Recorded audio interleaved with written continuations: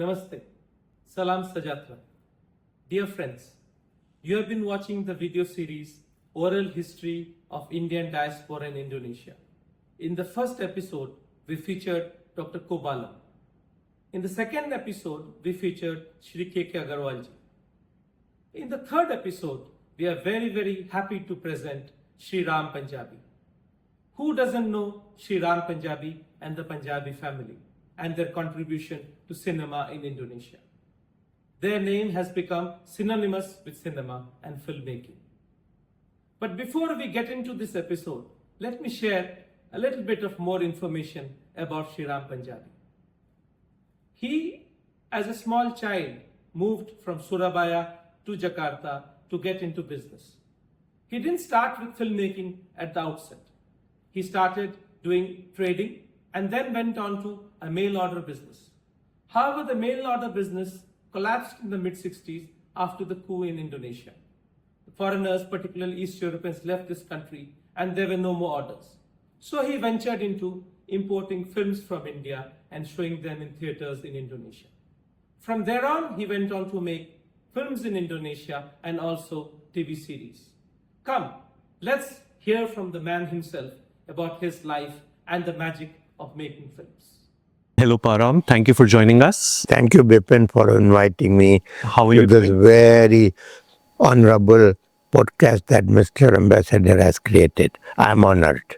Absolutely. How are you doing, Chief? Good. I was more excited today Sure. that I will be able to tell you about the Indian industry, film industry, about our Indonesian film industry, and especially I want to tell Mr. Ambassador, thank you very much for keeping in touch with the local Indians, because I have come across ambassadors since 1952. Sure. So some are very friendly with the Indian diaspora, some are busy in their job, only government.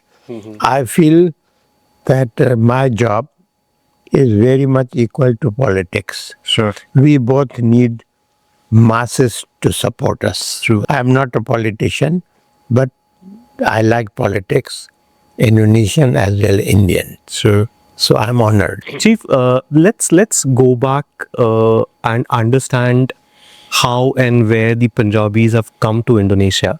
So if you would just give us an idea of who came to Indonesia and how the tree follows. My father, when he was a bachelor, in early 30s, he came to Indonesia. His business was totally different. What I was not born, not even planned. Okay.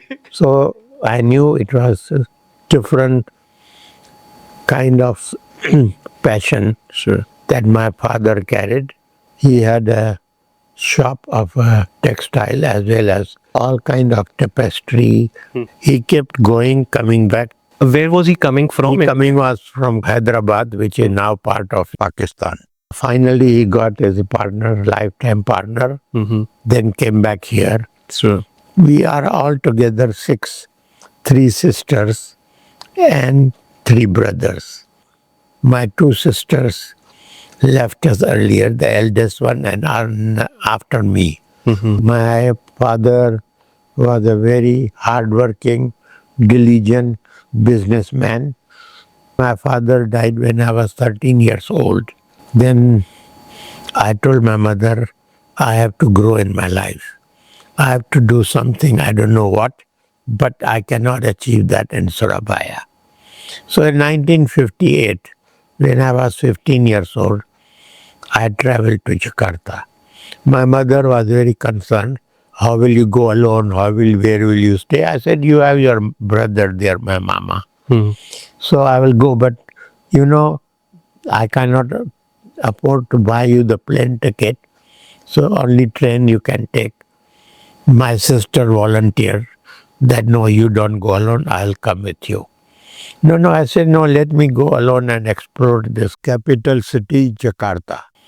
But she insisted. And I thank her very much. She is no more with us.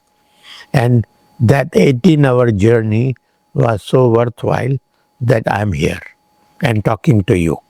Wow. And you were all of what, 15 at that time? I was 15. I stayed with my uncle Sure. My uncle had a small house and he accommodated two of us. I was still lucky compared to others who did not have house. But in 1 week I got bored. And I was almost crying, missing my mother, missing my brother, sister. And I told my elder sister, let's go back. She said, so soon? Just in 1 week? What will your mother say? She will blame me that I could not convince you to stay. You stay for 2 weeks. Still you feel depressed. This is not place for you. I'll take you back. I stayed there and then spoke to myself that no, I go back, it is not going to bring any results for me. I have to make it somehow to stay in this huge city. But in those days when I left Surabaya, most of the Indians were doing business in Surabaya. Okay. But slowly they moved to Jakarta. Now if you go to Surabaya, I go maybe once, twice a year and to see my old house. I see the hospital where I was born. I go and see my school. And then 4 or 5 days I stay and I come back. Surabaya is a great city, but Jakarta has brought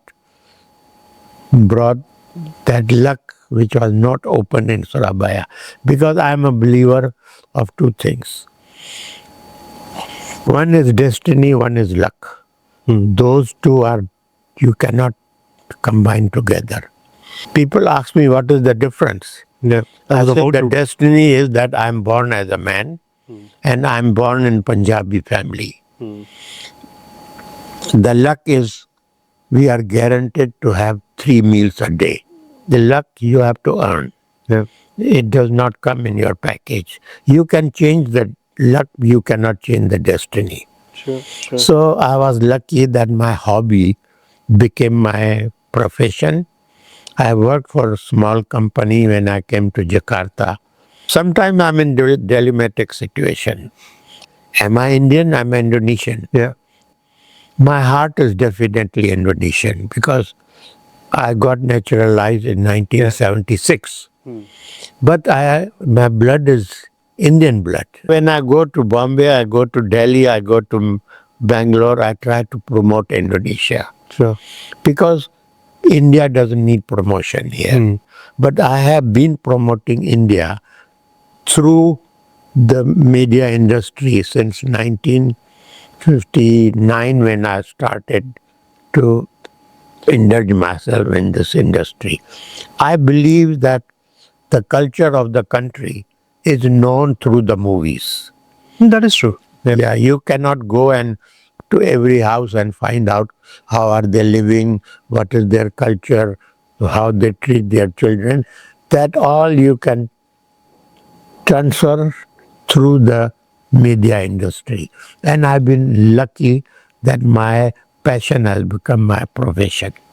How did this passion get ignited in the first place? You were always a movie fan or cinephile. How did this happen? I will explain to you.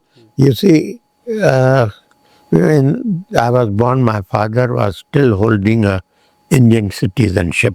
So naturally, all the children also were Indian citizens. Now, foreigners were not allowed to go to local schools at that time. Okay. So we had a private English school, and that started around 2 o'clock.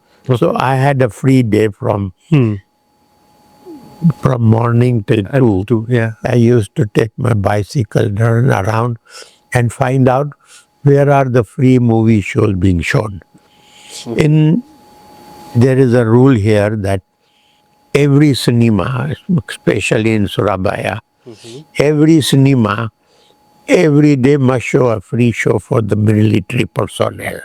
Okay. So I used to know, today the schedule is here, tomorrow it is there.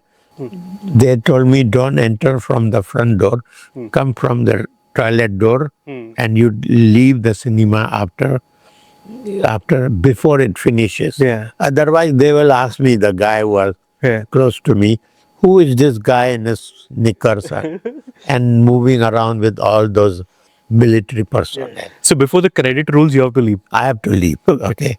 And that I was very smart in doing those things.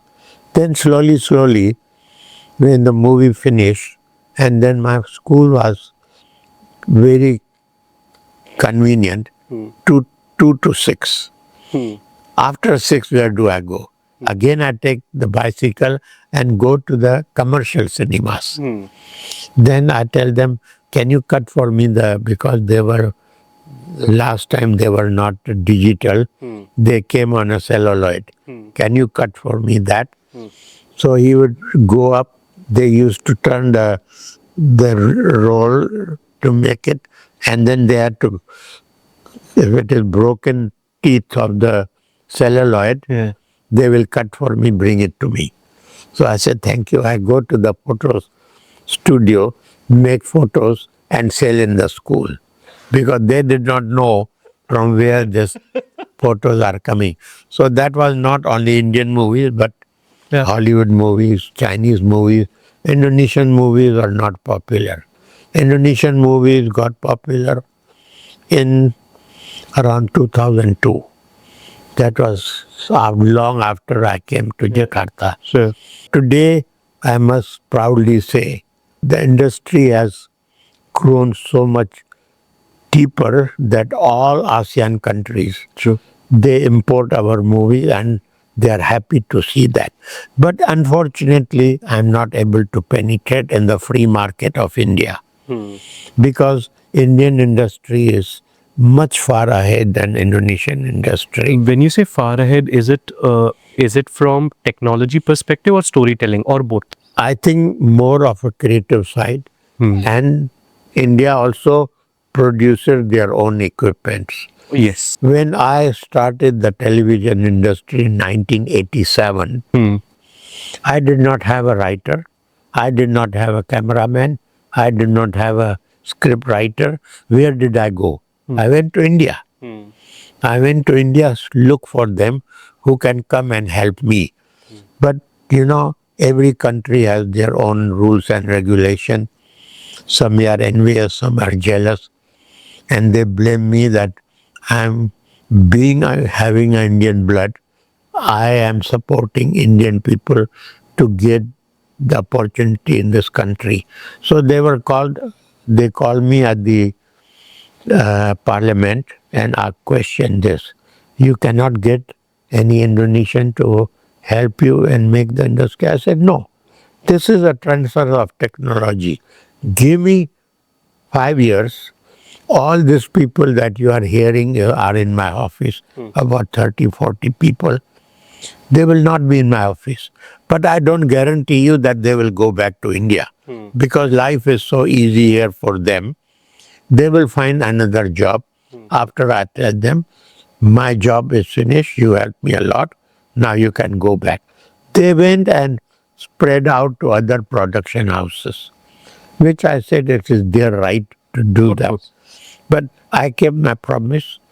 They did not call me. I went and asked for the appointment. Sir, I promise you 5 years. These people will not be in my company, but I don't guarantee you that they will go back. Because there is a saying, anybody who has drank the Indonesian water, they are bound to come back. So let's talk about your India connection. You briefly mentioned that during your first movie, you had technicians and writers coming in from India. So even today, you collaborate with India periodically, or do you follow the industry? You have friends in the industry.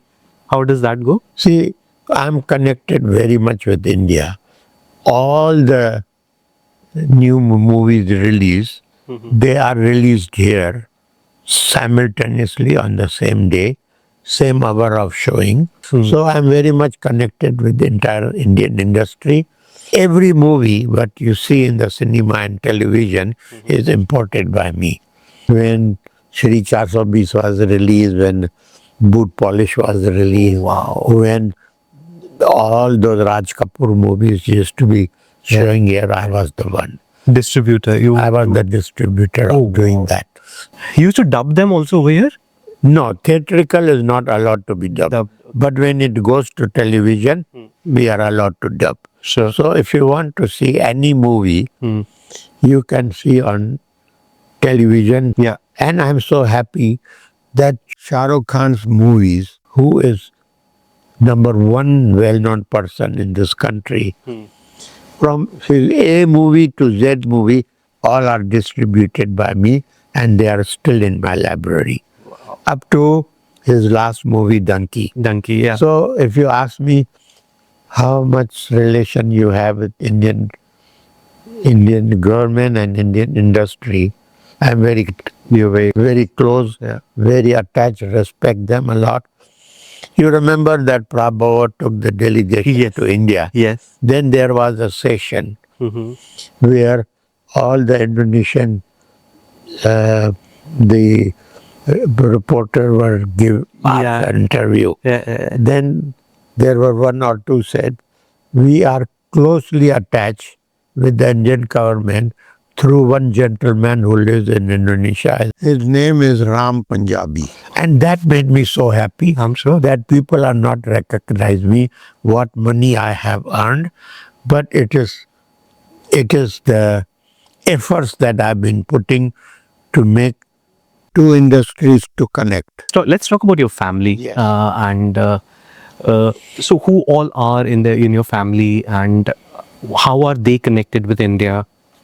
I'm blessed with two children, a daughter and a son. Both are married and well settled. My son was equally passionate as I am with filmmaking.